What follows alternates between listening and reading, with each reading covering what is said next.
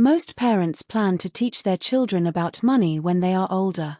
But a study from Cambridge University found that the core money habits children carry into adulthood are largely formed by around the age of 7, well before a child understands interest rates or handles their own account. By that age, children have already absorbed the family's unspoken patterns, whether money is talked about openly or with anxiety, whether wants are waited for or satisfied immediately, whether giving is normal or an afterthought. The early years are not too soon. They are exactly the right time.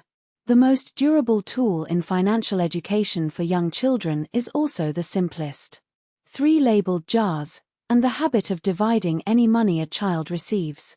1 jar for spending, small, soon purchases. 1 for saving, something bigger, further away. And 1 for sharing, because money is not only for the self. This 3-jar approach makes abstract ideas visible and concrete. The spending jar teaches choosing.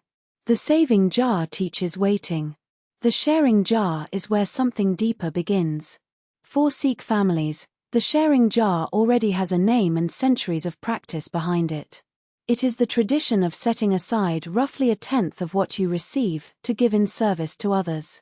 Giving 1/10 is not a fee or a rule. It is a way of keeping the hand open rather than closed, of holding money lightly rather than clutching it.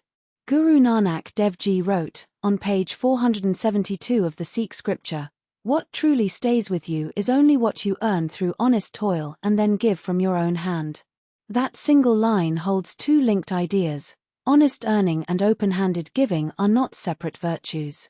They are 2 halves of the same teaching. In the very early years, roughly 2 to 7, the goal is not financial literacy. It is building the everyday attitudes that literacy will later rest on, that you cannot have everything, that some things are worth waiting for, that sharing is ordinary rather than exceptional. Small coins in labeled jars, simple choices between this or that, and letting a child name the sharing jar for what it is.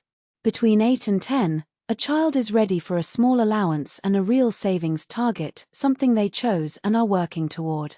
The early teen years can bring a monthly budget, a spending log, and the habit of giving 1/10 becoming a settled routine rather than a prompted act. Allowance is one of the most debated topics in parenting, and the evidence points toward a middle path. Tying every act of helping to payment can teach a child to ask what they will get before they help, the opposite of the family contribution that household chores are meant to be. But giving money with no responsibility attached teaches little. A practical approach: keep a modest baseline allowance as a tool for practicing with the 3 jars, treat ordinary household contributions as unpaid, and offer extra earning for larger optional jobs. The money becomes a teaching instrument. The helping stays a value. Children learn far more from the money conversations they overhear than from any lesson aimed directly at them. A child who sees a parent compare 2 prices and choose the lesser one, wait a month for something, or quietly set aside their 1/10 before spending the rest, that child is absorbing something that no worksheet can teach. The household that talks about money calmly, waits patiently, and gives freely is running the most effective financial education there is, without ever calling it one.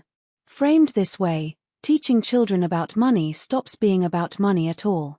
It becomes about the kind of person a child is learning to be, someone who earns through honest effort, shares freely, and is not owned by what they own. The 3 jars are not a financial system. They are a character one.